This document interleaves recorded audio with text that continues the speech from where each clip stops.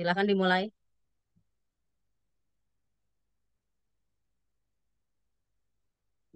はい。皆さん、おはようございます。私、本日のセミナーに司会役を務めさせていただきます。レイハンヌ・グラハ・ポートラーと申します。どうぞよろしくお願いします。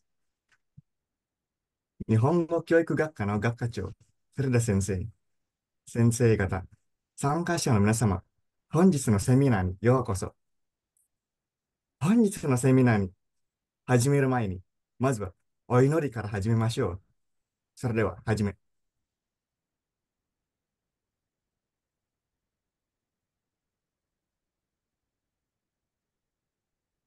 はい、終わり。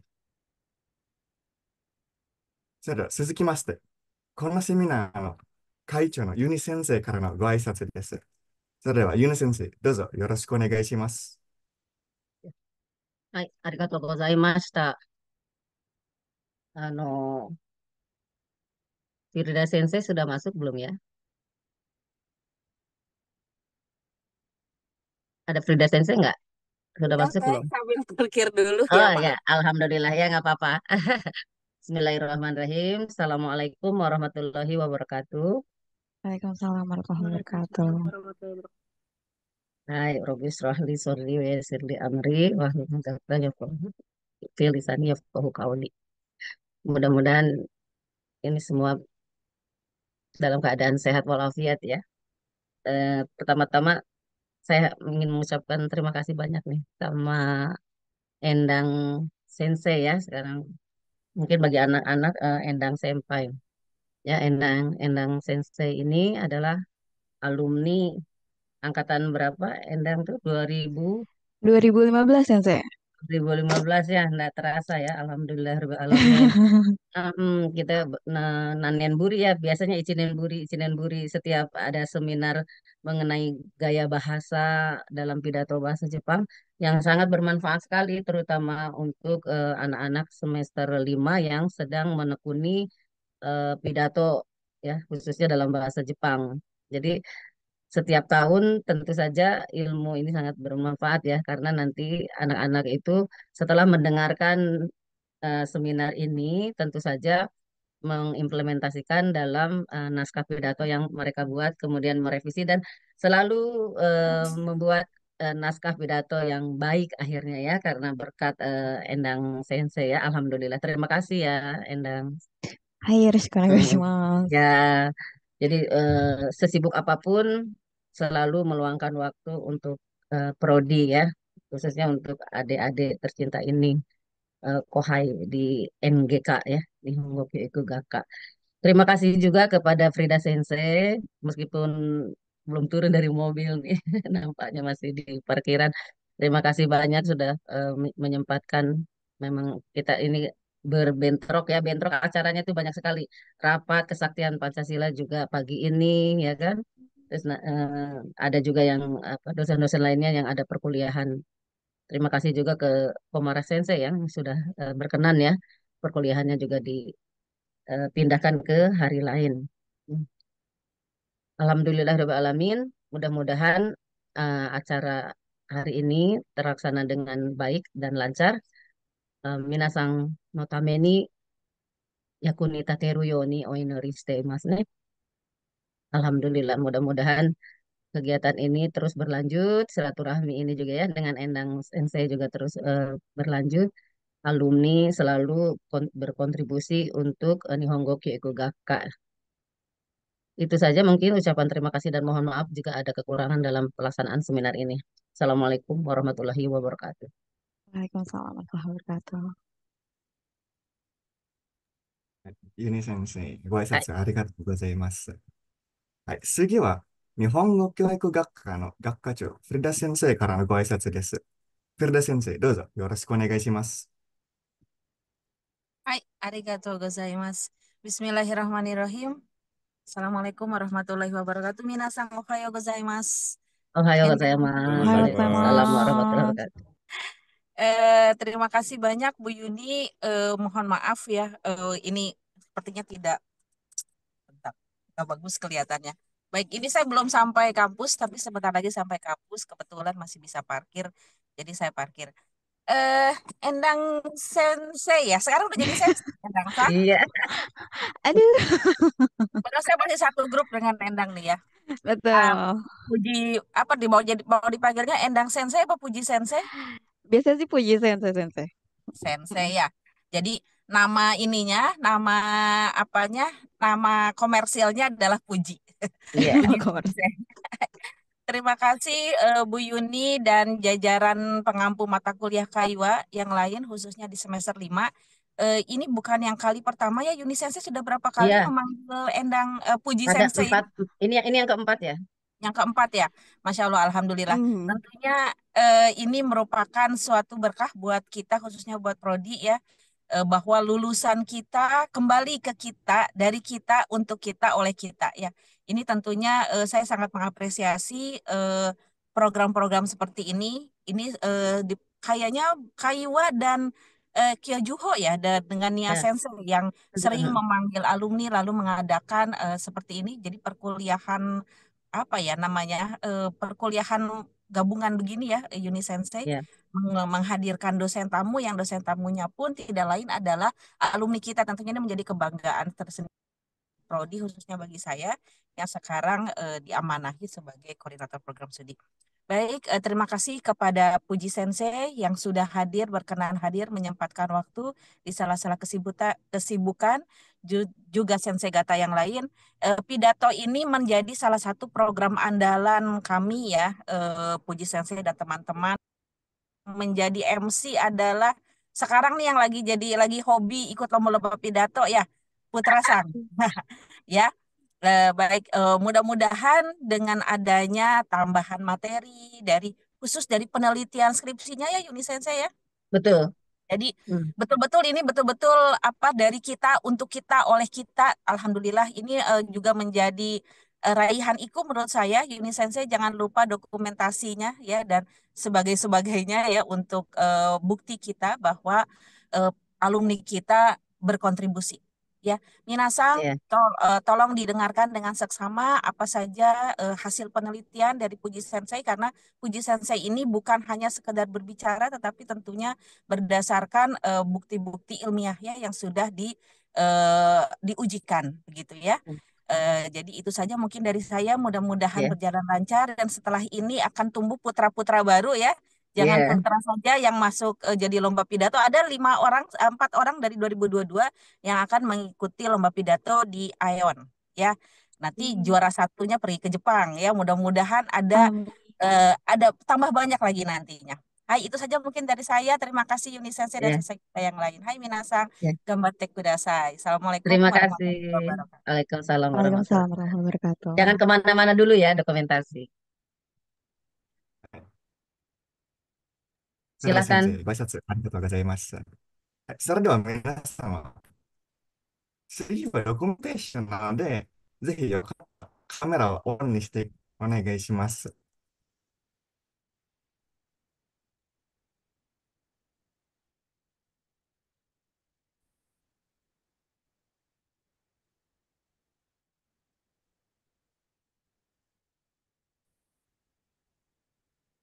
アレフさん、どうぞよろしくお願いします。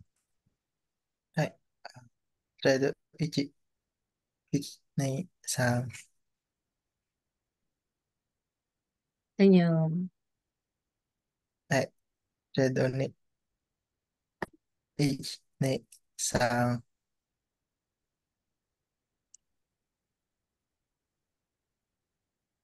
はい。スライド3、1、2、3。はい。皆さん、ありがとうございます。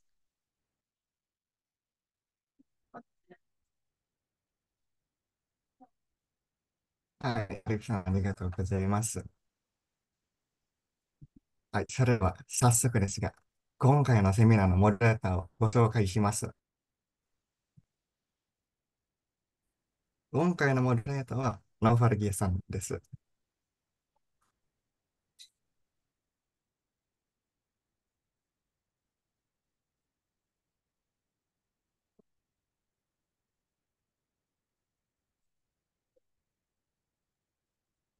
Di saya nggak ada suaranya ya. Apakah di tempat lain ada? Oh, memang enggak.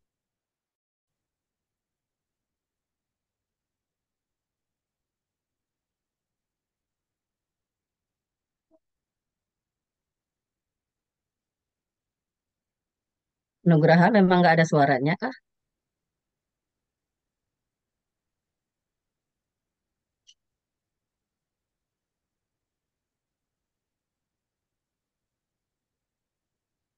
Atau sensei yang bermasalah nih?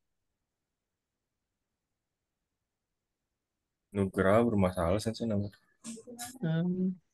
はい、皆様、申し訳ございません。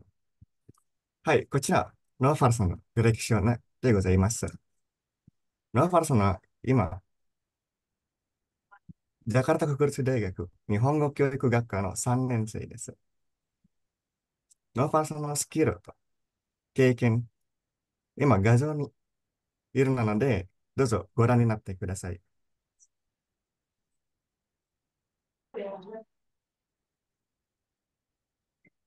はい、それではお待たせします。ノーファルさん、モデレーター、どうぞよろしくお願いします。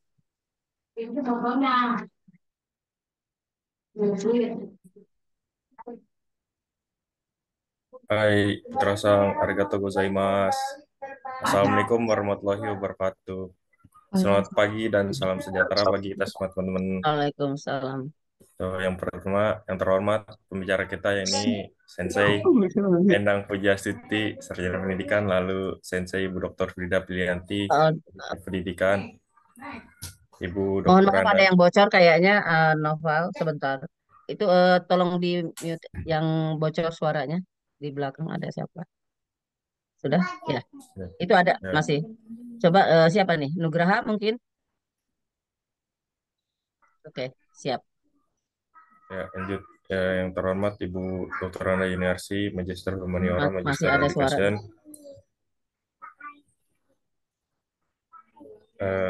Lanjut Sensei. Para hadirin Ya. teman-teman sekalian, selamat datang dalam seminar dengan topik Gaya Bahasa dalam Pidato Bahasa Jepang. Saya sebagai moderator pada seminar ini akan melanjutkan agenda kita hari ini.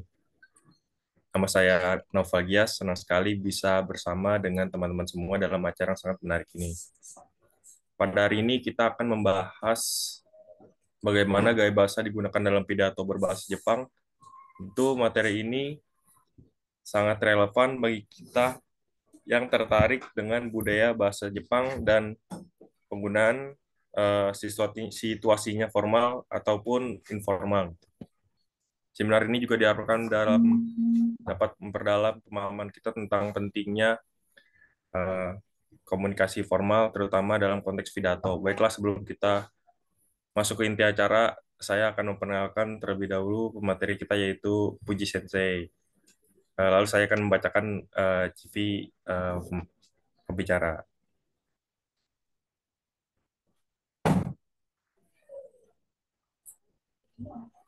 Ya, ini beliau Endang Pujastuti bekerja sebagai freelance Japanese teacher, baik daring atau luring. Telah mengajar berbagai siswa dari usia anak-anak hingga orang dewasa, dari tingkat pemula hingga intermediate. Minat beliau saat ini terletak pada pendidikan, khususnya pendidikan bahasa, serta berencana melanjutkan studi pendidikan di tingkat tinggi. Saat ini beliau aktif mengajar di cetak online kelas. Selain mengajar, Endang Sensei juga terlibat dalam berbagai kegiatan ekstrakurikuler di Nurul Fikri Boarding School Bogor yang berkaitan dengan bahasa dan budaya Jepang. Beliau juga memiliki sertifikasi JLPTN 2. Lalu beliau juga sering terlibat dalam seminar dan workshop, pernah juga menjadi pembicara dalam continue ya, intinya gaya bahasa dalam pidato bahasa Jepang UNJ dari tahun 2020 sampai tahun 2023 tahun lalu. Lalu juga pernah menjadi moderator dalam webinar series Community How to be Resilient After Graduation tahun 2021.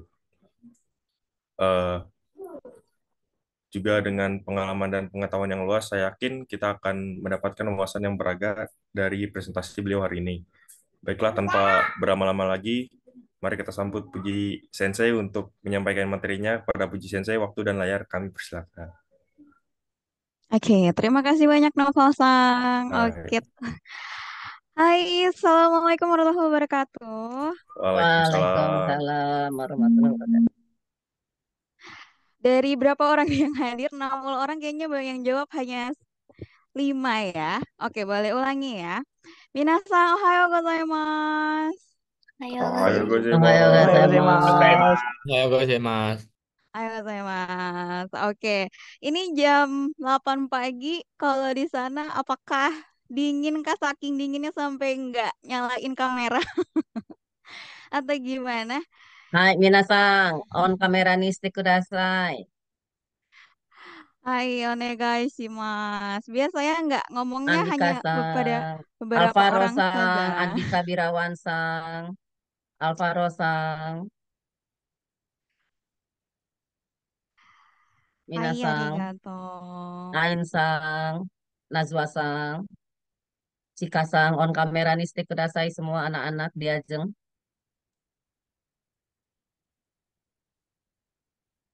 Hai. Oke, habis ini masih ada kuliah kan nanti jam 10, Minasang? Masih ada itu, Sensei masih ada. Oke, kita sepakat saya panggilnya Puji Sensei ya. Oke, nanti bisa macam-macam. Oke, terus abis ini mata kuliahnya apa Minasang? Ada yang kuliah lain? Apa itu?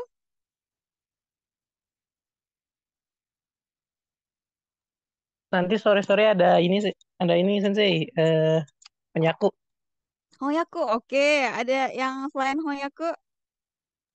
Nanti jam 10-nya ada Shokai Sensei. Ada Cokai. Cokainya juga online atau ke kampus? Eh, dari apa itu online Sensei. Online. Masih di rumah juga ya, masih enak ya. Oke. Ai, teman-teman perkenalkan saya Puji Sensei. Pengennya sih panggil Puji karena pengen ke bawah profesi gitu. Puji Sensei aja. Em, Kenalin saya dari angkatan 2015. Lalu saya juga pernah ngerasain teman-teman pas semester 5 gitu. Bikin kaiwa. Kaiwa pertama coba-coba terus nanti di ujian akhir tampil. Waktu itu saya tampil tuh di panggung FBS kan panggung FBS kayak udah nggak ada ya.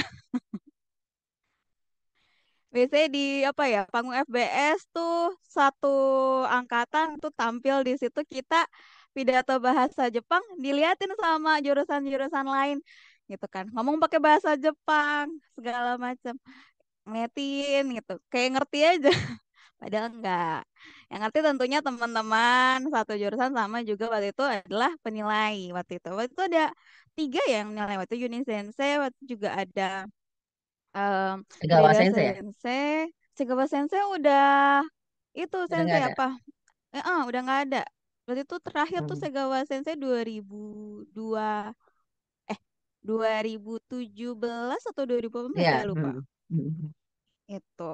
Terus sama Tia Sensei waktu itu yang nilai. Jadi mungkin Minasang juga sama ya mungkin saya sama seperti. Jadi trial and error ya bikin pidato macam-macam. Aduh mau bikin pidato apa? Terus nanti gimana nyampeinnya? Terus penulisannya seperti apa? Nah ini yang bakal kita bahas hari ini. Tentu em, apa ya lebih pada sisi penyampaian tentunya karena gaya bahasa. Kalau kita tahu sih gaya bahasa tentu apa sih Minasang gaya bahasa itu?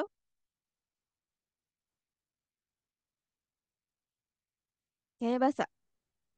Wakarimasu kah? Karakteristik. Oke, apalagi apalagi? Menurut teman-teman dulu aja.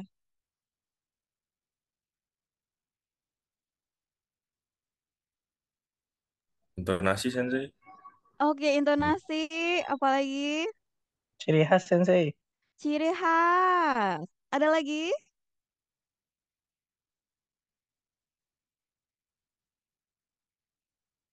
Oke, sudah. Terima kasih. Banyak sekali jawaban. Ya, itulah gaya bahasa. Nanti kita juga bahas. Nah, pasti dari gaya. Gaya tuh style. Stylenya mau gimana kan intinya begitu. Bahasanya penyampaiannya seperti apa. Itu. Kesulitan yang pasti udah apa ya menjalankan pidato ya. Udah bikin, udah tampil di kelas. Kesulitannya apa sih menurut teman-teman semua yang udah ngerasain atau udah praktekin? Uzukashi sawa nan desu ka? Boleh juga ketik ya di Zoom chat ya. Kalau misalkan malu untuk mengeluarkan suaranya atau lagi serak gitu ya. Boleh diketik di Zoom chat. Apa sih kesulitannya selama bikin pidato teman-teman semuanya di sini? Apakah tidak ada? Wah, luar biasa kalau. Ada dong pasti. Nandes kah? Nugraha tuh yang udah berapa kali itu pidato. Apa kesulitannya tuh Nugraha? Nah tadi katanya MC-nya yang mau ikut lomba. Kemarin Mm-mm. tuh kesulitannya apa? Apa sih yang sulit? Nugraha kemana ngilang? Mungkin karena sebelumnya Mm-mm. belum pernah ikut pidato ya. Jadi Mm-mm. kesulitannya tuh kayak menyesuaikan gimana sih cara pidato yang benar, gimana sih cara berlatih hand gesture yang benar ketika pidato, gimana sih cara untuk intonasi dan semacamnya. Mungkin seperti itu kesulitan. Oke, itu dari Nugraha. Kalau yang lain, apakah teman-teman tidak merasakan kesulitan atau mungkin ini mah gampang gitu? Apa? Oke, ada yang mengacung. Hai Maheswara Sang. Nandes kah? Eh, Mungkin karena belum pernah pidato ya, tapi pas saya pernah lihat teman saya pidato, mungkin cara bicaranya ya agak susah ya, apa public speakingnya.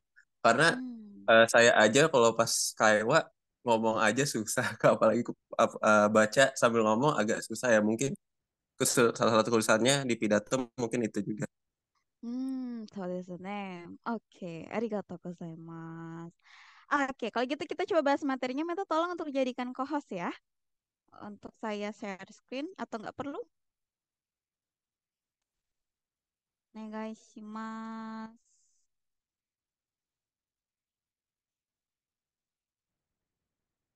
Co-host di. Arif, Hai Sensei udah di Oke, kasih. arigatou. Hai. Sudah terlihatkah? Sedang Sudah Sudah terlihat. Sensei. Sensei. Oke, arigato. Nah, pada skripsi atau pada saat saya pas semester akhir, tentu kita semua akan menjalani namanya penelitian, entah itu bentuk skripsi atau komprehensif ya. Nah, yang saya lakukan adalah skripsi penelitian mengenai gaya bahasa dalam teks pidato bahasa Jepang. Tapi judul skripsi saya tuh ini, analisis gaya bahasa pada naskah pidato pemenang lomba pidato bahasa Jepang tingkat nasional di Japan Foundation. Jadi waktu itu kan apa ya, cukup bergengsi banget ya lomba pidato yang dilaksanain sama The Japan Foundation zaman saya. Kalau sekarang tuh lomba presentasi ya kalau nggak salah. Atau masih ada ya lomba pidato, saya lupa. Belum cek lagi. Terakhir sih presentasi, setahu saya. sekarang sekarang Hapyo Taikai ya Mm-mm. presentasi. Kalau Betul, di JF ya betul. sudah tidak ada yang pidato. Mm-mm. Benar-benar sudah tidak pidato lagi. Nah, yang saya ambil pun yang pemenangnya karena saya mikir emang kalau pemenang tuh gaya bahasanya gimana sih? Tujuannya sebenarnya seperti itu. Apakah nanti bisa jadi referensi buat kita nih yang mau ikut lomba, bisa jadi juga referensi buat kita nih, misalkan di mata kuliah Kaiwa bisa lebih bagus pidatonya atau enggak. Tujuannya sebenarnya seperti itu. Oke. Nah, kita masuk ke bagian pertanyaannya. Speech itu nan desu ka? Kalau menurut teman-teman semua pidato itu apa sih? Boleh ketik, boleh langsung acungkan tangan, jawab. Dozo, saya jangan dicuekin. Mohon direspon. Hai Sensei, Siapa kalau menurut ini? saya Dozo, Dozo. Kalau menurut saya pidato itu menyampaikan kepesan kepada audiens, Sensei. Pesan pada audiens. Oke, ada lagi mengenai pidato yang Minasang pikir, oh ini nih pidato makanya saya nyampeinnya begini. Apa?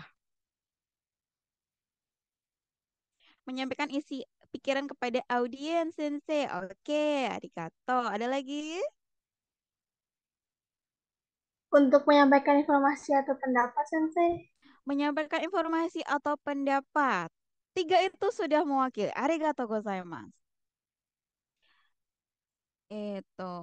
Hai, speech to wa 大勢の前で自分の意見や主張を述べること. Iya, betul. Menyampaikan pernyataan, menyampaikan pendapat sendiri kepada orang banyak di depan. Ketika kita pidato hanya tidak sekadar textbook kita atau dapat dari artikel atau kita dapat hanya dari informasi saja, tapi kita juga punya pendapat sendiri pastinya ya teman-teman. Pasti punya pemikiran sendiri. Jadi tidak hanya kalau misalnya kita nyampein dari textbook itu mah sama saja seperti presentasi, beda sama pidato.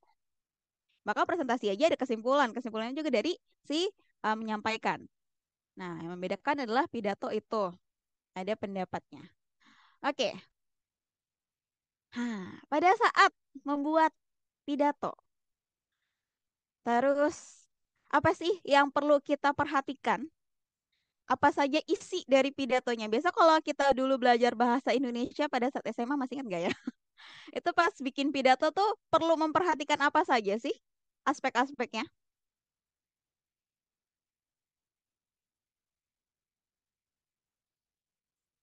Pembukaan, Sensei. Oke, pembukaan. Setelah pembukaan apa lagi? Opini.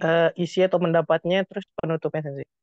Opini, isi pendapatnya, dan ada penutupnya. So, desu ne. Kita harus tahu kerangka itu ya pidato. Yang pasti ada apa? Disebutnya opener atau intro. Biasanya apa nyampeinnya? Saiking. Nah, nih Kak. Wadai ni natte imasu ga. Pasti tentu penyampaiannya juga sopan ya. Minasan, bla bla bla shi ga nokoshita bla bla bla to iu meigen. Oh, gozonji desho ka? Apakah tahu bahwa ada pernyataan dari si ini atau si bapak ini, ibu ini mengenai topik ini? Pasti kita intronya seperti itu. Kalau Minasang biasanya pidato intronya, pembukaannya, kalimatnya, strukturnya seperti apa? Ini Sensei biasa sambutan gitu. Eh, Sama kayak yang gimana? Contohnya? terhormat, Mm-mm. Yang terhormat, ada lagi? Oke, Joshua Sandozo. Mungkin kalau mau pembuka pidato buat masuk ke isi pidatonya pun itu bisa dimulai kayak pertanyaan gitu sih. So desu ne. Oke, ada lagi? Kalau Minasang pas kemarin bikin pidato, openingnya gimana?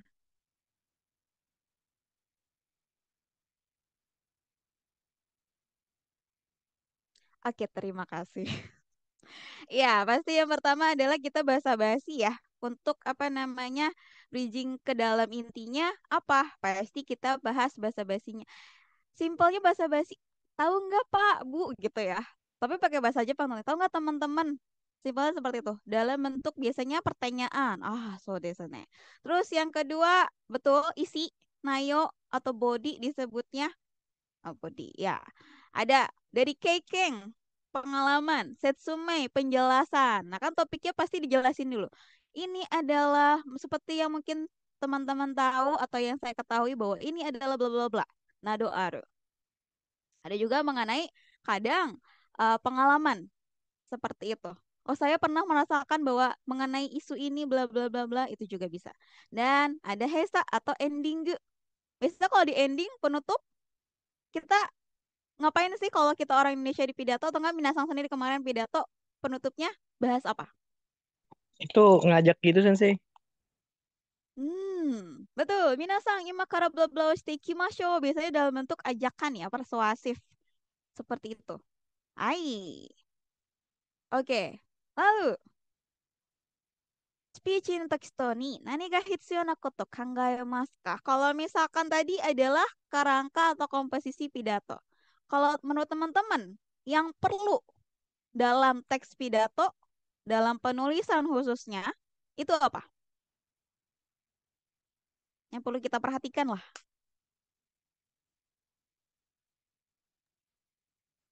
Sensei. Mungkin relevansi topik dan audiens, Sensei. Relevansi topik dengan audiens, oke. Ada lagi? Tadi ada yang manggil sensei. Itu tadi udah jawab ya? Beda orang itu Sensei. Tadi siapa tuh? Oh beda. Oh, kalau Nggak tahu. saya Sensei, Alvaro Sensei. Oke. Apa tuh? Yang penting kalau menurut saya dari gaya bahasa juga sih Sensei gitu. Misalkan emang pidatonya untuk kayak kalangan mahasiswa gitu kan banyak ya mungkin digunakan gaya bahasa yang lebih relevan buat mahasiswa gitu Sensei. Kan beda gaya apa ya? Gaya pidatonya mahasiswa anak muda dengan yang orang tua gitu Sensei gaya bahasanya. So desu ne. Nah, ini tuh saya tuh ambil dari salah satu referensi penilaian sebenarnya.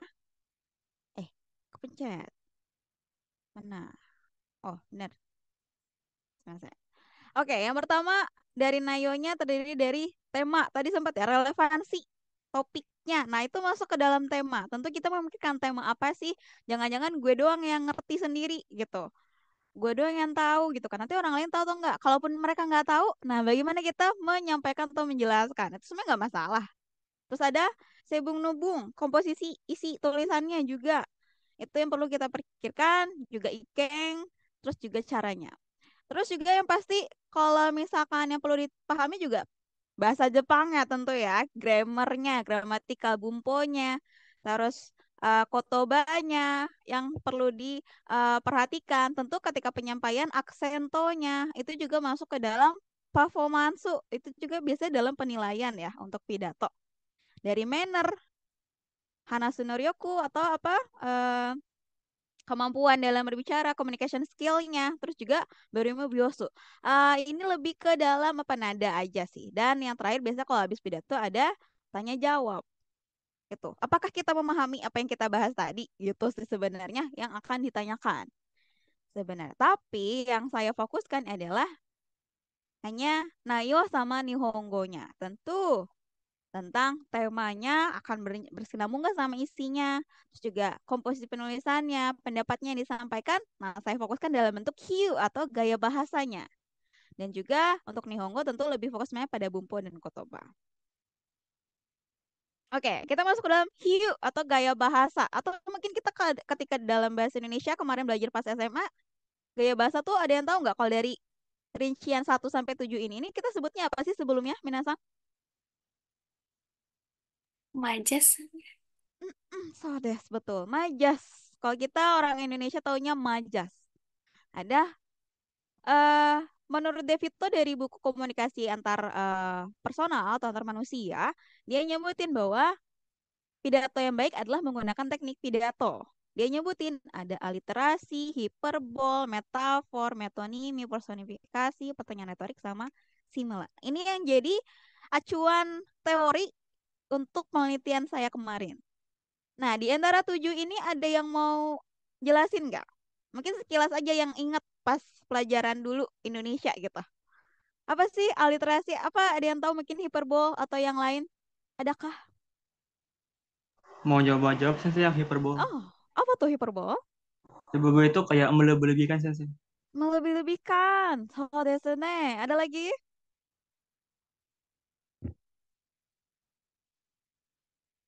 Ada mungkin yang tahu? Metafor itu menggunakan kata-kata yang bukan arti sebenarnya itu atau kiasan gitu Sensei.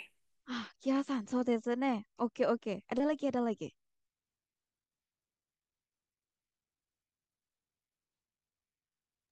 Sensei Jadi, jawab. boleh, boleh, boleh. Yang pertanyaan retorik itu kayak kalimat, pertanyaan yang nggak perlu dijawab gitu, Sensei. Pertanyaan nggak perlu dijawab. Oke. Ada lagi? Sensei izin menjawab. Untuk yang similar itu kayak perumpamaan gitu, Sensei. Perumpamaan. So des. Tinggal aliterasi, metonomi, personifikasi. Ada yang tahu? Sensei izin jawab. Mm-mm. Yang personifikasi itu kayak gaya bahasa yang nyamain sama benda mati atau hewan, Sensei. So desu ne. Oke, jadi masih ingat ya materi bahasa Indonesia pas zaman SMA? Ini ngaruh nih ya ke bahasa Jepang kita ya ternyata ya. Oke, ya itu sudah dijelaskan sama ini saya tuh tugasnya mereminder aja apa yang udah kita pelajari untuk dimasukin ke dalam apa yang mau kita implementasikan, sebenarnya lebih ke situ. Terus juga dari pendapat Devito ini, dari komunikasi antar manusia ini, kan itu bahasa komunikasi. Tapi ketika saya masukkan ke dalam ilmu gaya bahasa, menurut Keraf itu adalah langsung tidaknya makna. Itu terbagi dua ya, ada retoris sama kiasan.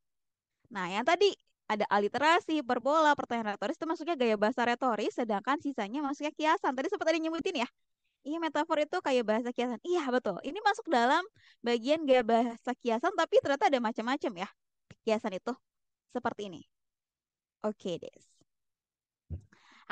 Yang saya ambil adalah gaya bahasa teks naskah juara 1 dan 2 tahun 2018 dan 2019. Kenapa cuma 1 sama 2? Tiganya enggak. Ya ada masalah dalam pengambilan data ya, karena tidak selancar itu. Saya dapatnya ternyata ada masalah perizinan kalau yang ketiga, juara ketiga. Jadi ya saya hanya dapatnya 1 sama 2 waktu itu. Ya udah saya nambah deh.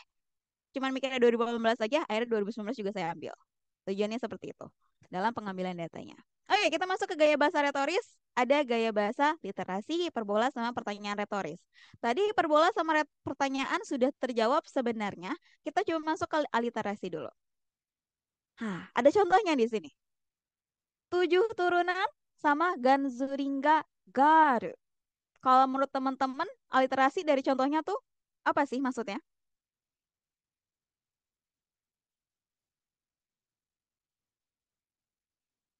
Doriska.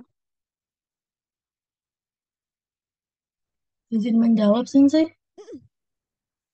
Itu yang alfabetnya yang 2 kata pertama sama. Yang mana tuh contohnya?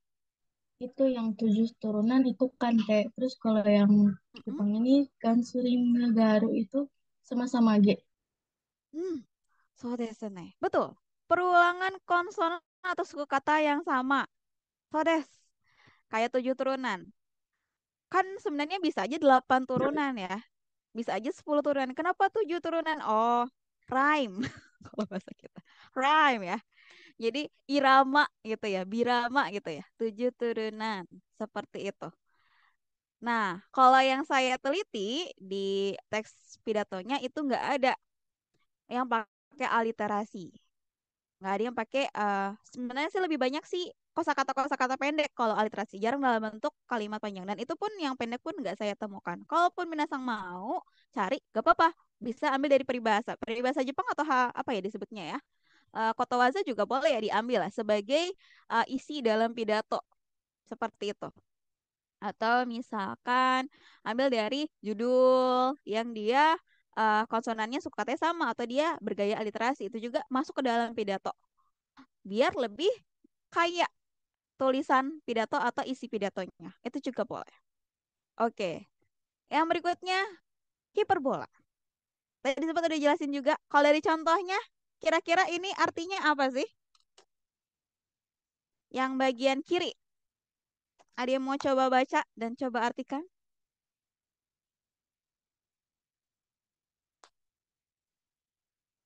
Dari Kak.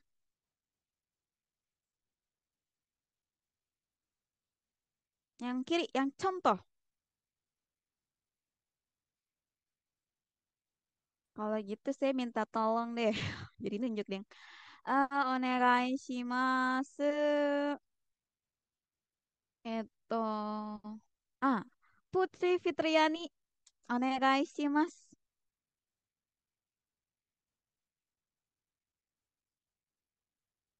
Boleh dibaca contohnya? Hai. 太陽が崩れてもいい。意味は何ですか？わかりますか？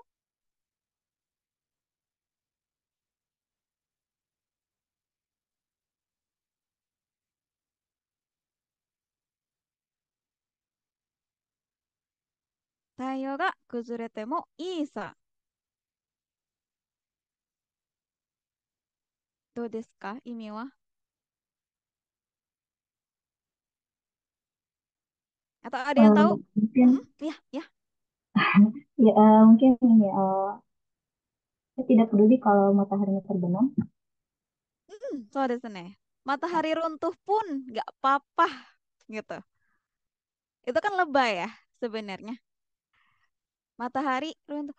Ya itu kan bahaya impossible. Jadi nggak hanya berlebih-lebihan, juga bisa maknanya adalah hal yang mustahil. Bisa juga masuk dalam hiperbola atau hiperbol.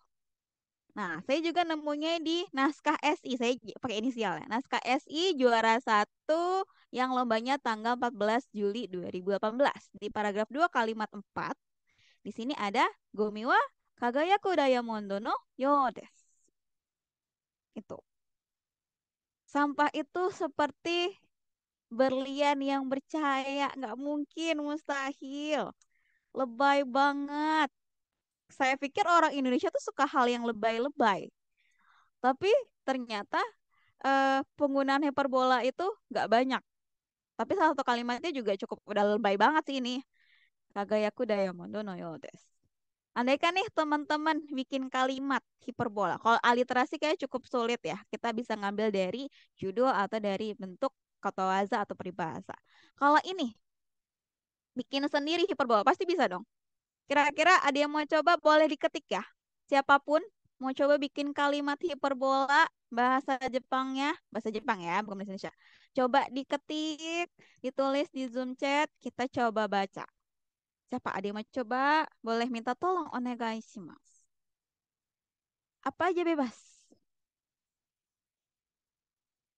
Hatiku seluas samudra kan itu bahasa Indonesia. Nah, coba kalau misalkan dalam bahasa Jepang kan buat gombal ya. Atau nggak misalnya dalam bentuk pidato, saya merasa bahwa topik ini tuh begitu berat seperti dosa-dosa saya. Lebay ya gitu ya. Boleh apapun.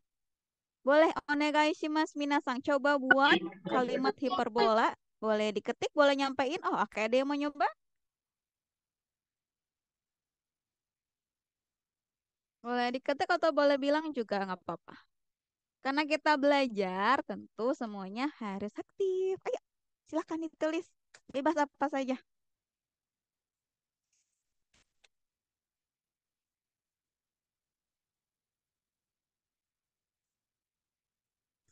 Hiperbolanya boleh yang sederhana aja ya, nggak perlu yang terlalu rumit.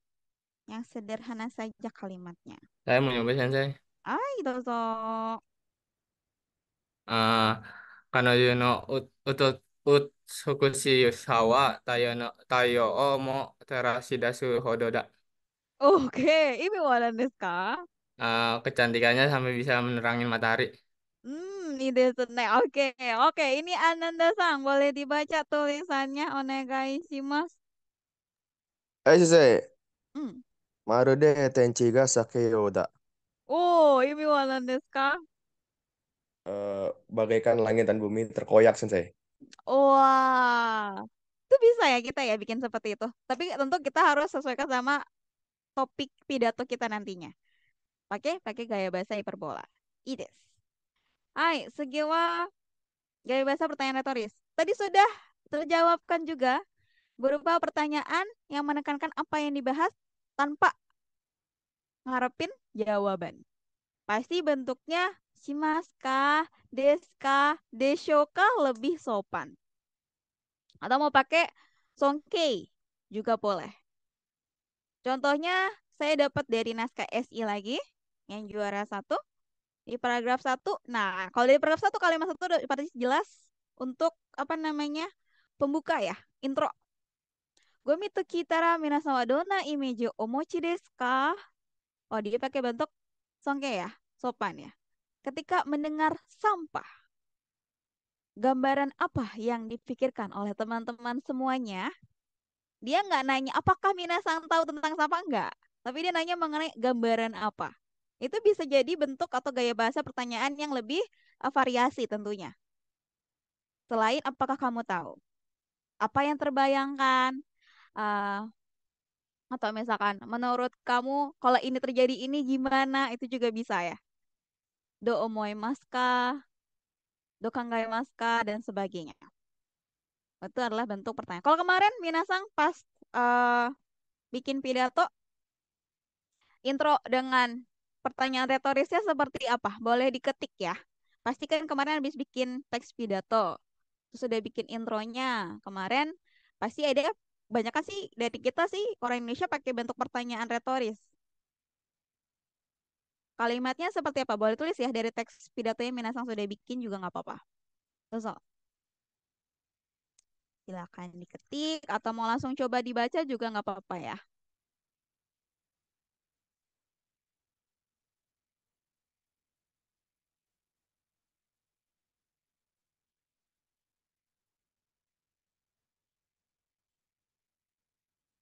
Boleh? Siapakah? Diketik saja intronya teman-teman semuanya dalam bentuk pertanyaan retoris.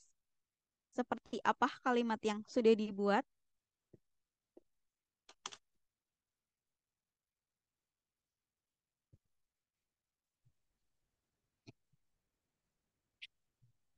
Diketik nggak apa-apa. Ada yang mau coba langsung sampaikan langsung juga boleh.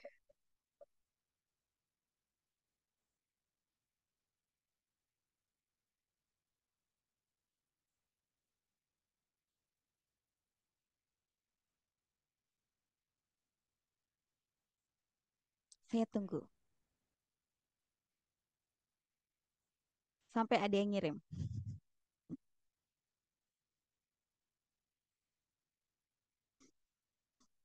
Ayo.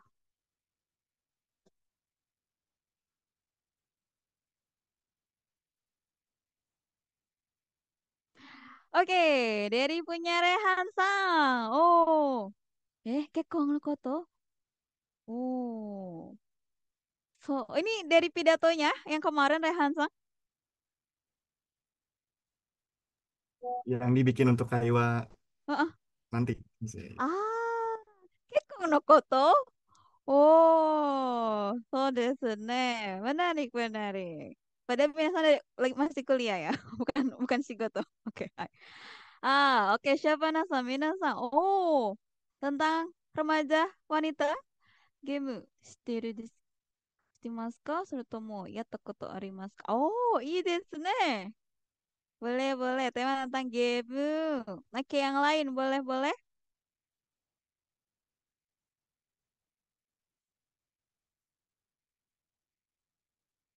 Hmm.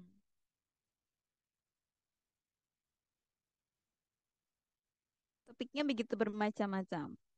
Oke, yang lain adakah? Boleh diketik saja.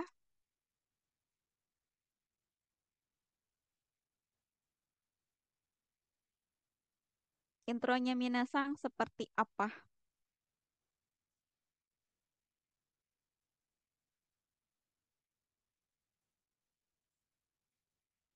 Oh, kenapa pakai desu yo Nafa-san? Eh, Deshone itu typo. Demo desho ne wa Eh, gimong teki janai. Bukan bentuk pertanyaan desho. kayak Hmm. ini apa namanya?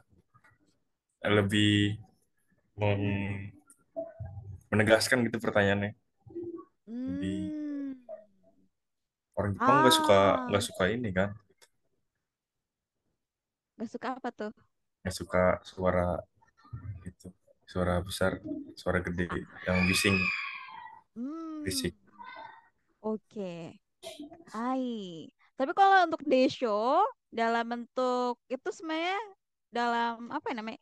Genggo penggunaan sih sebenarnya dia nggak masuk dalam kalimat pertanyaan ya, lebih ke apa? Mengkakunin aja ya, desho. Tapi bukan pertanyaan. Lebih ke desho ka aja juga lebih baik dibanding desho aja. Desho ka atau misalkan negate itu mungkin setelah pertanyaan juga boleh untuk menegaskan pertanyaan tadi. Itsumo kaban de kasa motte imasu ka? Wah, tema tentang payung hujan. Oh, so desu ka. Boleh juga pertanyaannya tidak hanya sekadar hanya apakah kamu tahu ya, tapi juga bisa mengenai apakah pernah, apakah kamu berpikir, apakah kamu bawa, boleh ya macam-macam. Yang penting kan bentuknya pertanyaan. Ides. Oke, itu dia dari retoris. Ada tadi aliterasi, ada hiperbola, sama pertanyaan retoris. Oke, kita masuk ke dalam gaya bahasa kiasan. Dari simile, metafora, metonimi, sama personifikasi. Oke, yang simile di sini. Ada teksnya. Ada yang mau coba baca? Naskahnya RS juara 2.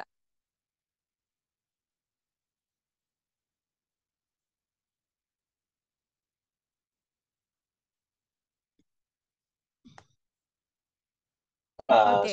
saya mau coba. Dozo, Densang. Oke.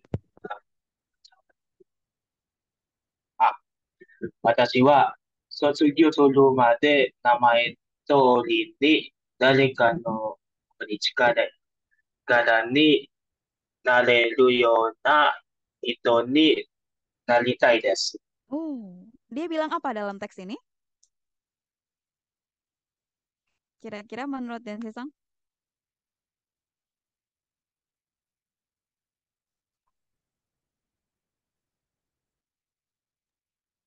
Ini dari kalimatnya kayak itu apa tuh Sensei?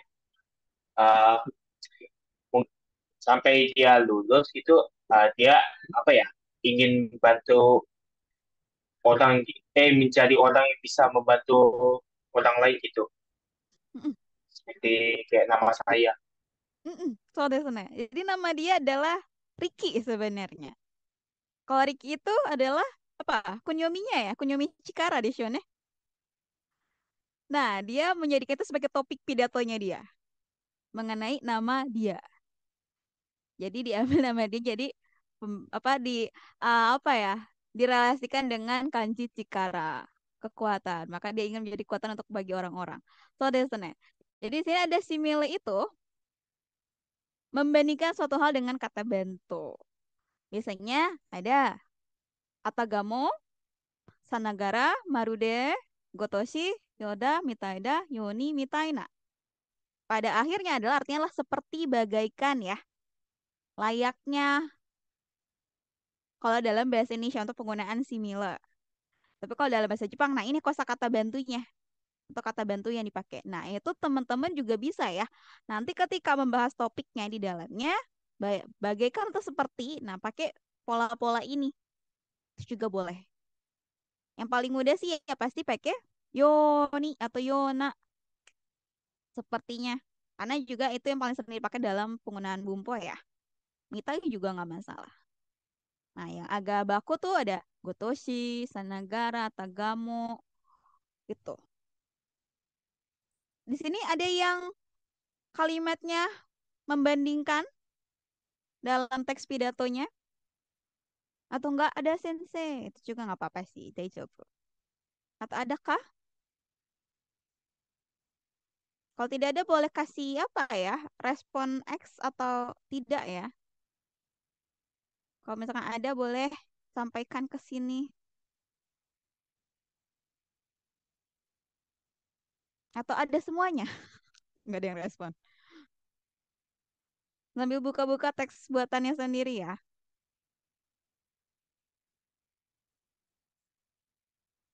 Adakah yang di dalam teksnya itu ada perbandingan? Itu dulu aja. Atau kalau tidak ada boleh kasih apa stikernya? Tidak. Oh iya. Oh Joshua tidak. Yang lain ada? Yang Joshua yang tidak?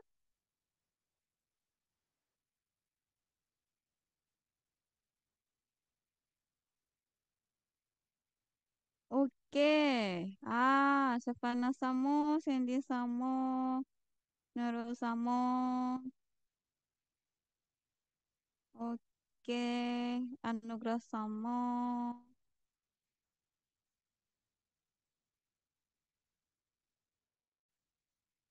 Hai, berarti yang lain pakai ya. Baik. Terima kasih. Oke, kita lanjut ke gaya bahasa metafora. Kalau dari contohnya, boleh minta tolong juga ada yang coba baca dan coba jelaskan. Ini dia nulis apa sih ceritanya? Onegai shimasu, dari Kak. Yang minta desu ka?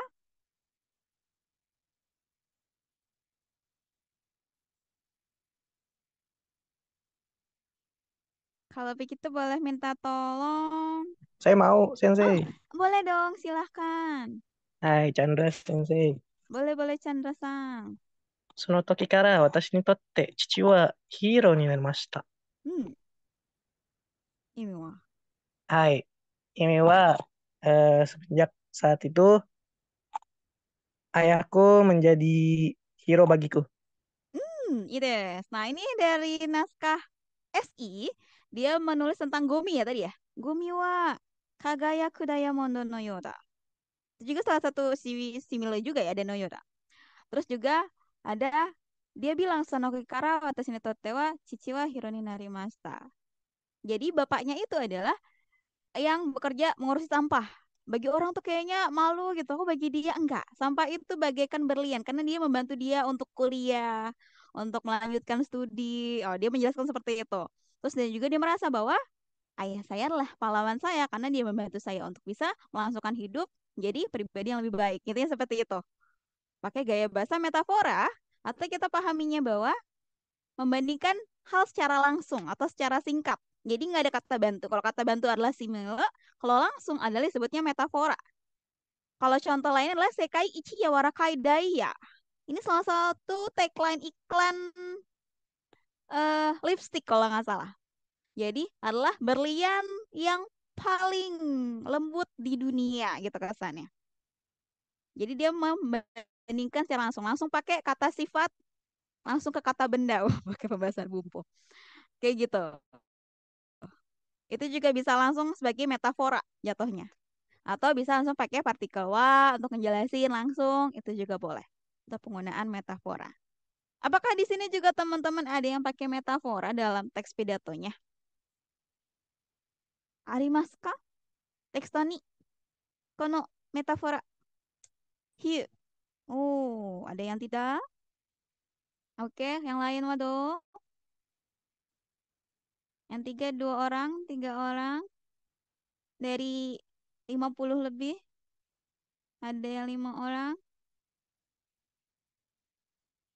Oke.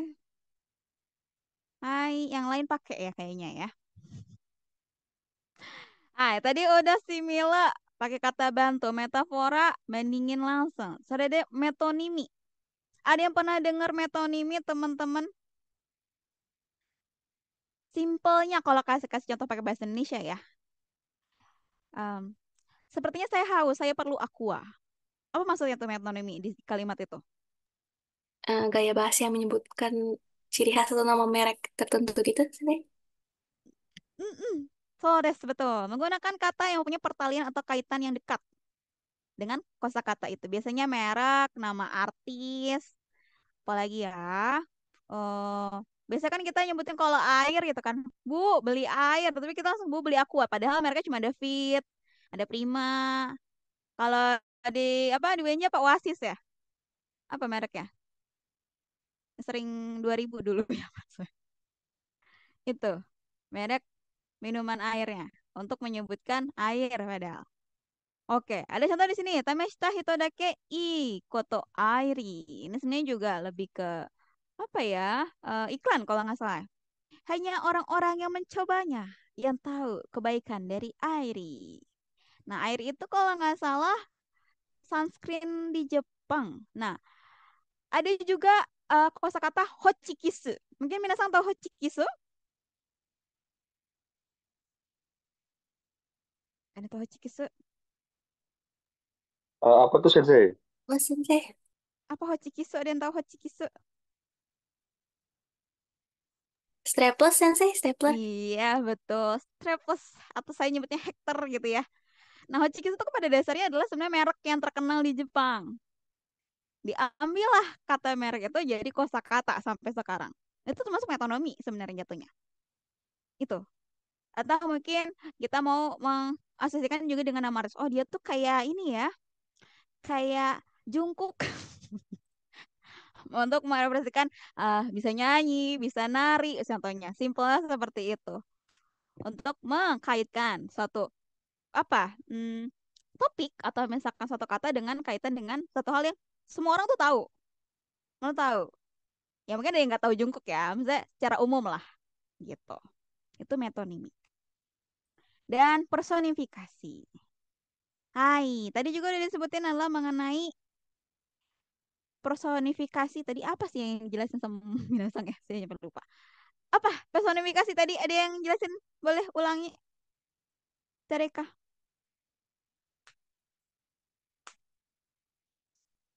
Onegaishimasu.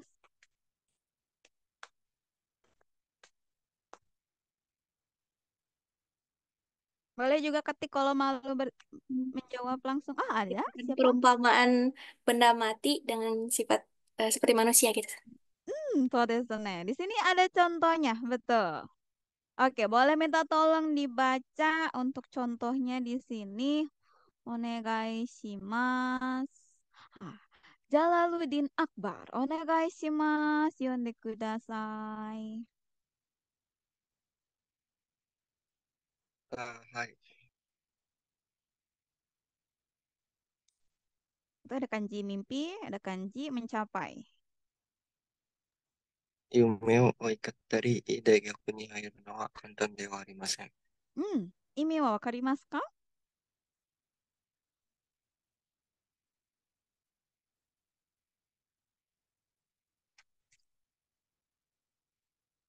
Oh, tadi di sini mengejar ya, atau menggapai.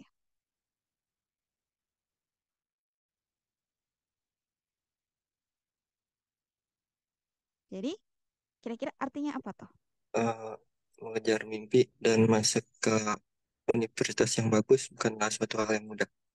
Sodes. Suatu hal kegiatan yang diasosiasikan seperti manusia. Benda mati seperti hidup oleh manusia. Ada juga contoh yang ini. Kaze ga kao o tataita. Terkesannya anginnya memukulmu aja. Sedangkan gak mungkin dong angin itu memukul. Itu kegiatan manusia, kegiatan makhluk hidup. Gitu. Nah, itu masuk ke personifikasi. Boleh juga Minasa bikin kalimat yang kesannya sulitnya itu seperti menimba air. Itu lebih ke langsung ya metafora. Atau misalkan layaknya buku-buku ini memakanku gitu atau sebagainya. Boleh macam-macam pakai bentuk personifikasi. Hai. Kesimpulannya atau dari data yang sudah saya analisis itu saya buat dalam bentuk tabel di sini. Untuk aliterasi atau bahasa Jepangnya adalah toing. Itu 0, 0. Hiperbola atau kocho itu cuma 1. Yang tadi ya. Kagayaku Diamondo no Yoda. Sama untuk pertanyaan terus malah paling banyak. 10 dari 4 orang. Bahkan ada yang 1 sampai 6 pertanyaannya. Pertanyaan retoris. Mungkin dia tidak hanya di bagian awalan saja, bahkan diisi sampai di bagian penutup. Jadi untuk gaya bahasa retoris ada sekitar total ada 11. Kemudian untuk gaya bahasa kiasan ada similo atau chokuyu itu 3. Dia pakai kata bantu yang perbandingannya. Terus ada metafora atau inyu yang langsung 6. Metoniminya 0 sama personifikasi ada 2. Atau juga ada 11. Total ada 22 dari 4 orang yang menggunakan gaya bahasa. Jadi anggap saja kalau kita pahami satu orang itu bisa jadi bisa 4, bisa sampai lebih kalimat untuk penggunaan gaya bahasa dalam teks pidatonya. Nanti Minasang silakan juga coba memasukkan gaya bahasa tersebut ke dalam teks pidato teman-teman semuanya. Kalau misalkan Minasang nanti mau bikin teks pidato atau sudah bikin terus misalkan mau direvisi, kira-kira mau fokus pada gaya bahasa apa yang mau dimasukin? Apakah nggak memikirkan gaya bahasa atau misalkan setelah kita udah belajar hari ini gaya bahasa apa yang mau dimasukin kalau teman-teman semuanya? Boleh diketik juga. Oh, saya mau ini. Oh, kalau saya nanti mau coba ini. Itu juga boleh. Apa saja yang mungkin mau dimasukkan si majas-majas atau gaya bahasa ini ke dalam teks naskah pidato teman-teman semuanya? Apa saja? Apa? Yang mana? Dodeska. Boleh, silakan. Ada yang mau nyampein langsung juga boleh atau diketik aja ya.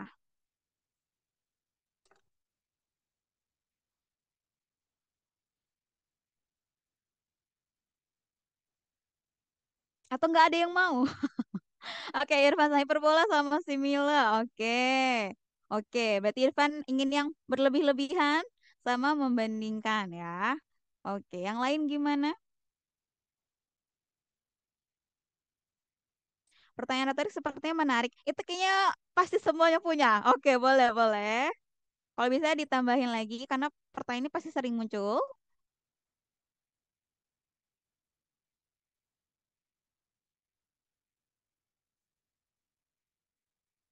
Metafora dan simile. Metafora, oke. Teman-teman suka membandingkan, baik. Nggak apa-apa, itu gaya bahasa. Ada lagi? Personifikasi, oke. Penggunaan untuk benda mati seperti hidup, oke. Yang lain? Hiperbola, metafora. So desu ne. Ada lagi?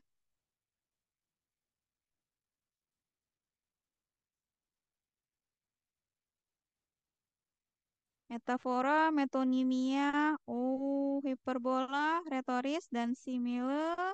Baik. Oke.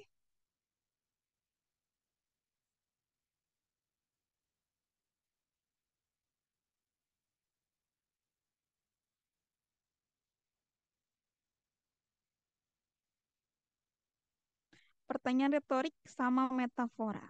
Nah, nanti silakan minasan coba ya. Dibuat dalam bentuk teks ya. Nah, kadang juga bisa minasan tandain. Oh, inilah gaya bahasa yang aku udah bikin. Oh, ini nih yang retorik.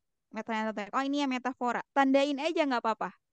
Seperti itu. Sehingga minasan merasa bahwa, oh, ini teks saya kaya ya ada gaya bahasa. Itu juga boleh banget. Nanti untuk pada saat nanti minasan untuk menampilkan pidato yang sudah dibuat. Nah, sekarang kan lagi proses nih penulisan. Apa topik yang ingin dibicarakan, pendapatnya apa? Nah, penyampaian pendapat dan penyampaian materinya, nah silakan dipertimbangkan pakai gaya bahasa. Seperti itu. Hai, arigatou gozaimasu. Oke. Beres, cepat ya. Dari jadwal. Oke, sistem Mbak Antara, dozo. Teman-teman yang mau bertanya, silakan raise hand. Lebih baik kita mundur. Jika kau nekat, dia benar-benar berani untuk mengusir. Tidak akan percaya Atau boleh langsung tulis di chat. Kalau enggak. Saya meminjamkan 10 keberanian padanya. Ayo pergi. Boleh.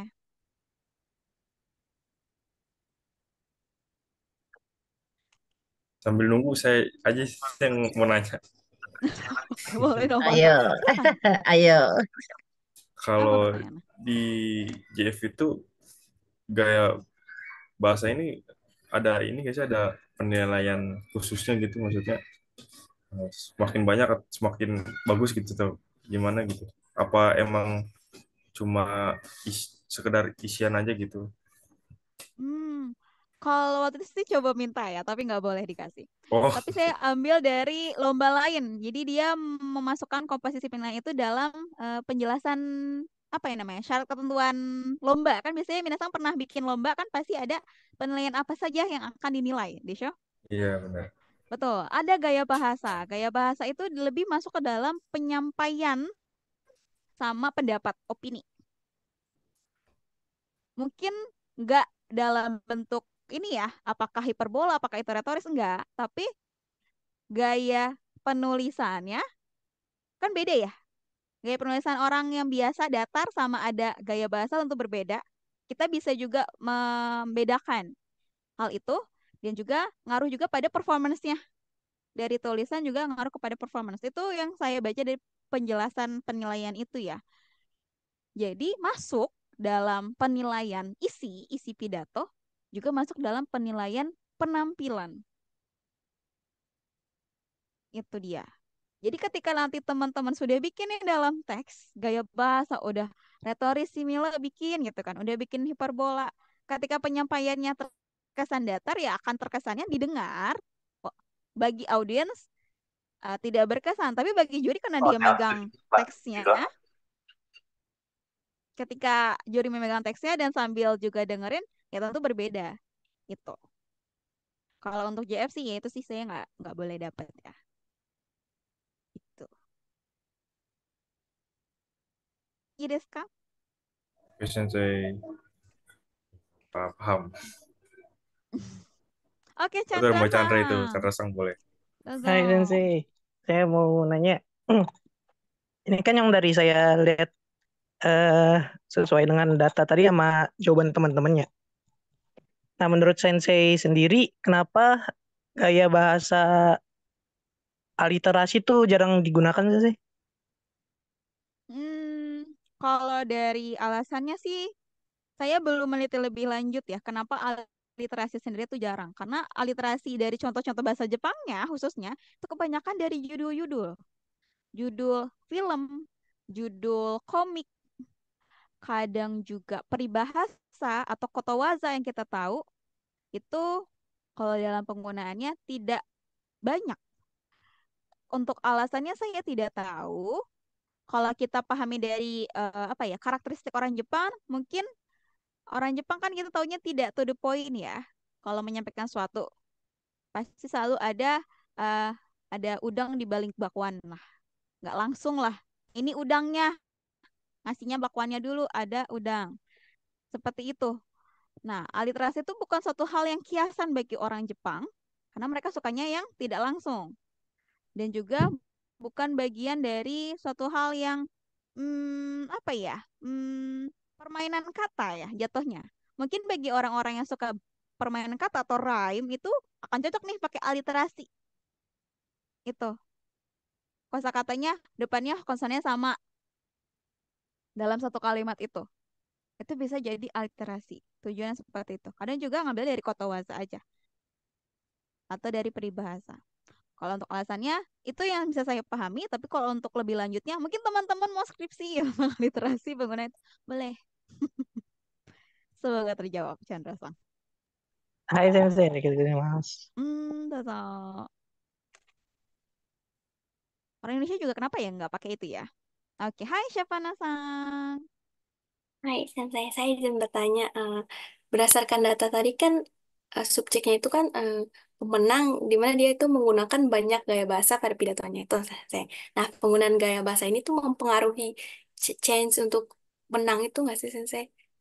Nah, mungkin teman-teman juga bisa untuk nanti neliti. Yang nilainya bagus pas Supici sama yang mungkin nilainya biasa saja, bisa dibandingkan dia gaya bahasanya apakah lebih banyak atau enggak. Karena saya tidak melakukan penelitian itu ya. Karena yang membandingkan pada pemenang saja, tidak membandingkan pada yang peserta lainnya. Itu bisa jadi analisis teman-teman semuanya mungkin ke depannya. Tapi kalau misalkan untuk apakah itu mempengaruhi, pasti ada pengaruhnya karena masuk ke dalam penilaian tadi ya. Penilaian tadi kan berarti ada penilaian, oh dia ada penyampaian gayanya dalam penulisan. Oh ketika performance juga dia ada penyampaiannya berbeda. Itu pasti masuk ke dalam poinnya. Pasti berpengaruh tentunya. Eh, tapi kalau berapa kisarannya itu subjektif pada juri biasanya. Pada penilai. Atau kita sebagai pendengar. Oh kita yang sebagai audiens juga kadang bisa menilai ya. Oh dia kalimatnya lucu banget deh. Simpelnya kan sederhana itu. Kalimat lucu banget. Dan terkena dan teringat oleh audiens itu kan suatu hal yang bagus ya. Oh dia performance-nya bagus. Seperti itu. Suatu hal yang mungkin memberikan kesan dan mengena bagi audiens dan mungkin mengingat itu kan jadi hal yang baik bukan? Tentu caranya pakai salah satunya gaya bahasa. Seperti itu. Semoga jawab ya. Oke. Hai Joshua-san. Hai, konnichiwa, Joshua-san, dozo. Hai Sensei, mungkin mau bertanya, kalau saya lihat yang di data tadi, kayak di tabel yang penggunaan berapa banyak orang yang menggunakan gaya bahasa tertentu itu saya lihat kayaknya tadi ada yang kayak nggak menggunakan atau mungkin hanya menggunakan sedikit dari gaya bahasa yang udah dipaparkan gitu.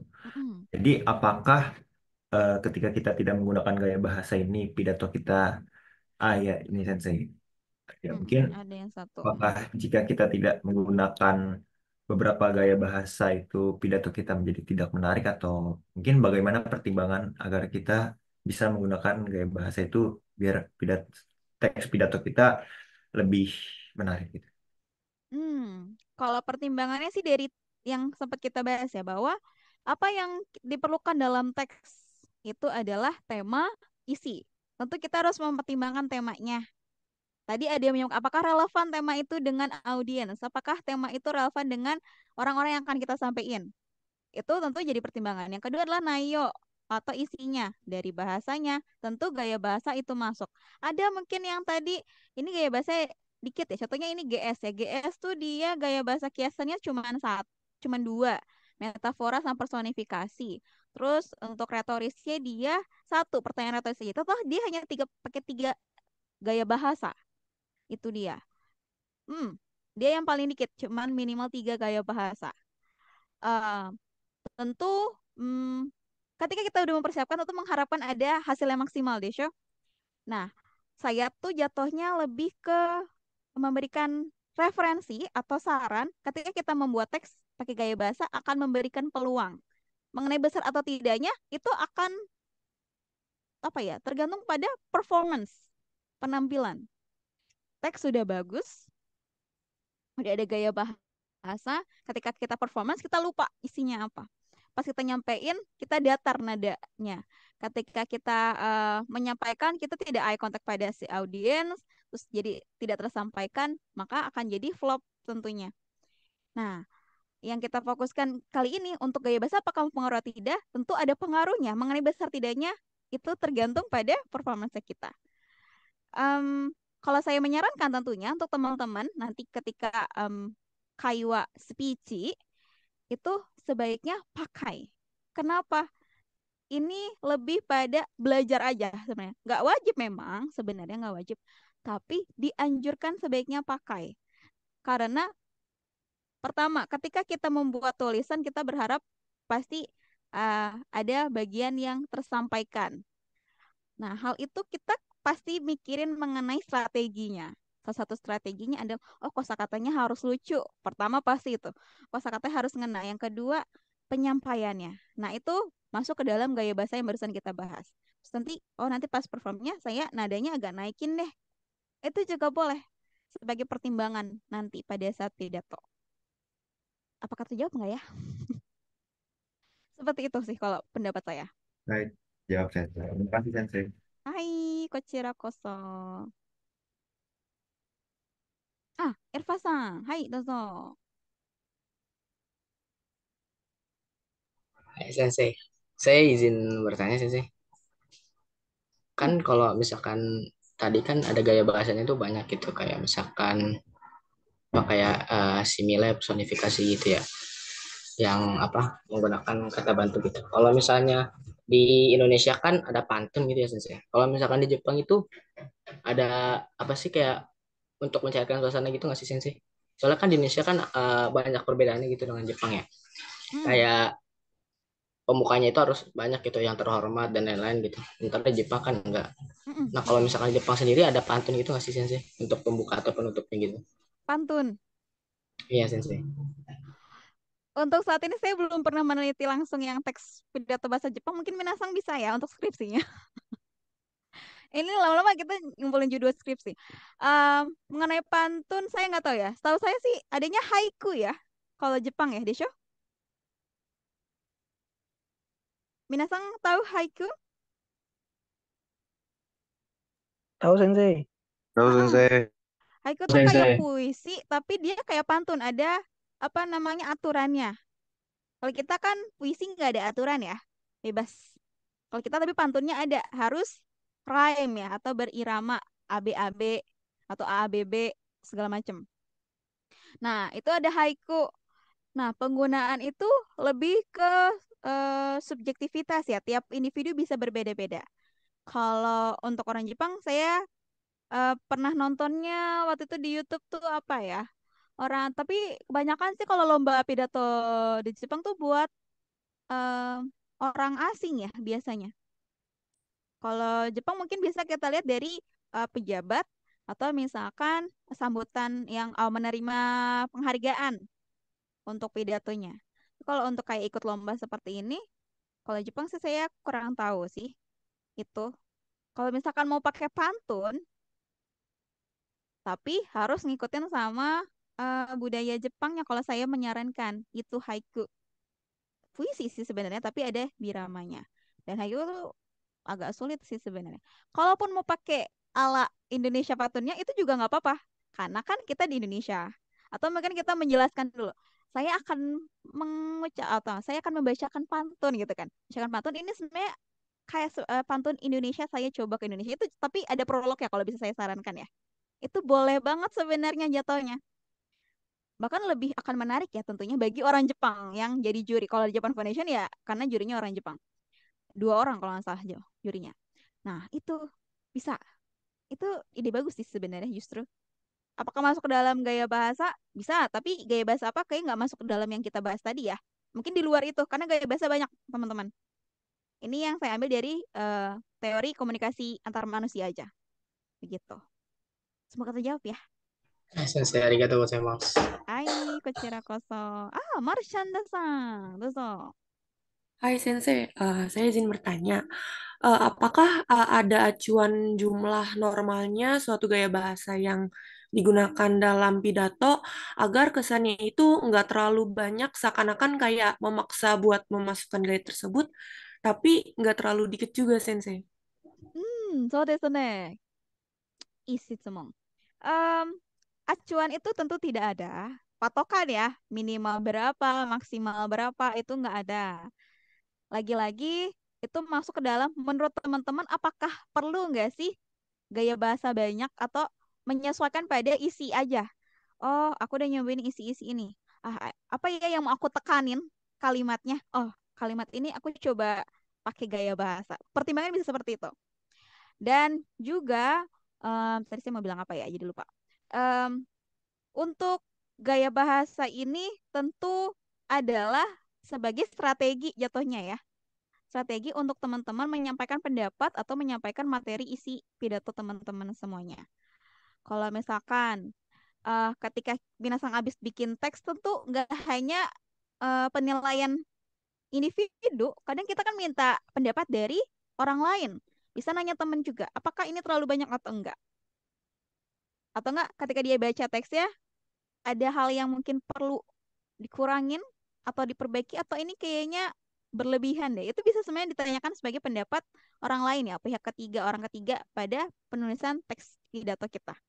Itu sebagai jatuhnya lebih ke saran sih ya untuk penulisan minasang nanti untuk pidato. Kalau dari kita lihat dari tabel deskripsi ini, satu orang itu minimal 3 gaya bahasa. Itu termasuk banyak atau tidak ya tergantung pada saat kita melihat isi teksnya. Apakah menurut kita banyak atau tidak? Apakah sebenarnya ya pas-pas aja sih? Atau misalkan ada yang sampai berapa nih? Dia ada yang NP, dia 4 sama 6. Dia total ada 10 total kalimat. Dia pakai pertanyaan retoris, terus dia pakai simile, metafora. 3 juga, tapi dari tiap gaya bahasa kalimatnya banyak. Jadi total dia ada berapa tadi? 10. Dia ada 10 kalimat gaya bahasa dalam teks pidatonya. Lagi-lagi, apakah dia masih relevankah dengan isinya? Apakah itu emang strateginya dia untuk menyampaikan apa yang ingin disampaikan dalam bentuk tulisan, dan ketika performance tinggal dilatih untuk nada, intonasi, dan juga volumenya. Sama sih, intonasi dan volume ya gitu. Semoga terjawab. Hai Sensei, arigatou gozaimasu. Hai, kochira koso. Hai, Alia-san. Dozo. Hai Sensei, saya izin bertanya terkait ini kan jadi judul skripsi Sensei ya. Apakah mencari datanya sulit, Sensei? Apalagi kan ini kan siapa tahu bisa menjadi contoh buat yang nanti akan lomba pidato juga kan, Sensei? Ya, terima kasih, Sensei. Hmm, dalam penelitian tentu ada namanya kesulitan atau disebutnya hambatan penelitian ya. Apakah ini termasuk hambatan? Ketika saya ke Japan Foundation untuk mengajukan permintaan melakukan penelitian dengan objeknya adalah naskah pidato dari lomba yang sudah dilaksanakan, tentu prosesnya cukup lama. Itu dari saya minta itu baru keterima tes itu sekitar 3 bulanan atau 4 bulan akhirnya dapet ya, nggak dalam waktu sebentar karena ketika saya minta naskah tentu perlu persetujuan dari yang juaranya, konsen ya tentunya, ditanyain dulu, nanti nunggu responnya dulu, baru nanti nyampein kepada saya boleh atau tidaknya, seperti itu. Tentu pada saat penelitian nanti mungkin teman-teman yang akan skripsi akan merasakan bahwa ketika mendapatkan data ada kesulitan macam-macam tentunya, yaitu adalah apakah kita akan cepat dapatnya, apakah kita akan mudah dapatnya, atau ada proses yang harus dilewati. Pada saat itu sih saya yaitu bolak-balik Japan Foundation cukup berapa kali ya waktu itu ya lupa. Ya proses untuk datanya cukup lumayan lama, makanya disarankan ketika minasang mau skripsi, ketika atau ngebuat proposal, itu udah coba tanya ke itu, boleh nggak saya nanti akan meminta, atau nggak boleh nggak saya buat itu dari sekarang walaupun baru proposal penelitian nanti kan, nanti semester 5 deh Syah. Nanti tuh ambil dulu aja data-datanya udah ada dengan menyampaikan tujuannya. Apakah nanti akan dilihat atau enggak kan nanti tergantung nanti seminar minasang proposal. Apakah di ACC atau tidaknya. Yang penting kan minasang udah punya datanya. Itu kan udah enak ya. Dibanding ketika baru seminar proposal baru dapat. Gitu. Disarankan sih itu ya. Ketika nanti minasang lakukan penelitian. Semangat. Baik, Semangat. Sensei. Terima kasih atas jawabannya. Oke, sama-sama. Teman-teman ada mau nanya lagi, satu pertanyaan lagi boleh nih? Satu pertanyaan. Habis itu Kita bubar. Boleh Ayo, siapapun. Ada yang mau siapapun tanya lagi boleh. aja nggak apa-apa, atau mau nanya mengenai penelitian saya juga nggak apa-apa. Nggak harus tentang pidato atau gaya bahasa. Deh coba.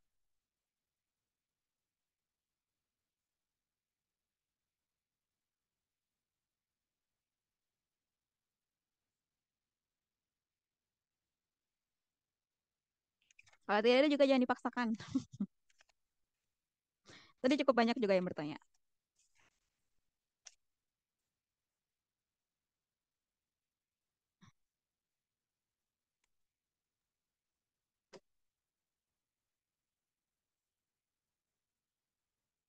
Bagaimana nih MC? Ada moderator? Ada lagi yang mau bertanya? Yang lain? Teman-teman kalau nggak ada gimana ya? Oke. Frida Sensei ada nggak? Katanya Frida Frida Sensei ingin Sensei bertanya tadi. Masih ada? nggak Frida ada. Sensei? Oh, udah keluar. Udah keluar. Hmm. Tapi tadi nggak ditulis. Masih ada Sensei, masih ada. Ada. Frida Sensei. Saya mungkin lagi Silakan Frida bertanya Sensei dengan yang mau bertanya silakan.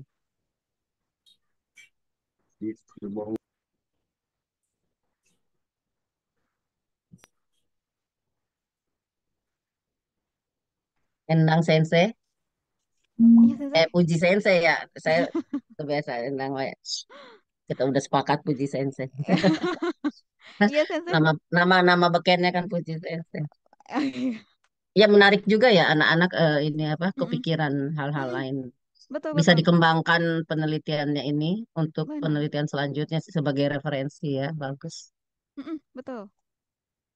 Tapi yang jelas memang pertanyaan retoris itu harus ada ya dalam pidato itu. Itu bisa dikatakan harus ada karena setiap yang juara itu semua juga menggunakan pertanyaan retoris itu. Suji Gimong itu dipakai di setiap peserta speech, baik yang menang maupun tidak menang ya. Jadi memang pada dasarnya dalam pidato bahasa Jepang atau mungkin bahasa Indonesia pun sama ya. Nah, pertanyaan retoris terutama itu harus ada. Yang lainnya itu adalah bumbu-bumbu. Semakin memang gaya bahasanya bagus, semakin menggunakan metafora itu omosi rosanya juga ya, omosi rosanya juga. Kemudian ya banyak hal yang menarik ya, Betul. Heeh. Lebih menarik gitu. Dan ternyata kemarin itu yang di mana? Yang di Unsada nilai itu sudah ada untuk naskah pidatonya, dilihat dia semuanya, gaya bahasanya dan sebagainya. Nayo itu memang poin naskah pidato itu poin nilai sudah ada sebelum performance. Nah, baru penilaian di plus performance. Performance itu penting sekali, betul tadi yang kata apa Puji Sensei. Kalau misalnya dia di dalam naskah memang bagus, sebagus apapun juga hanya hanya sebuah naskah kalau performance-nya tidak bagus, semua bisa tidak tidak menang ya bagaimanapun kalau dalam suatu kompetisi. Karena tidak tersampaikan dengan baik ya. Apa yang tertulis dengan indah, dengan bagus, tapi tidak tersampaikan dengan baik. Ini pelajaran banget untuk anak-anak. Kalau tidak ada pertanyaan lagi, moderator silakan. Ya, boleh. Eh, Baik, terima kasih kepada Puji Sensei atas materi yang sangat informatif dan menarik. Semoga apa yang disampaikan hari ini bisa bermanfaat bagi kita. Sebelumnya saya mau menyimpulkan itu dulu ya.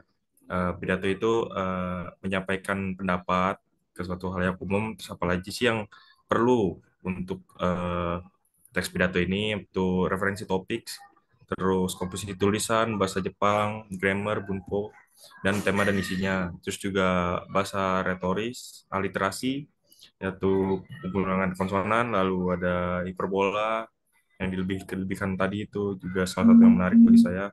Terus juga pertanyaan retoris yang memangnya udah sepertinya wajib ya, saya. Terus juga ada gaya bahasa kiasan, simile, yaitu membandingkan. Lalu juga ada metafora, membandingkan dua hal secara langsung.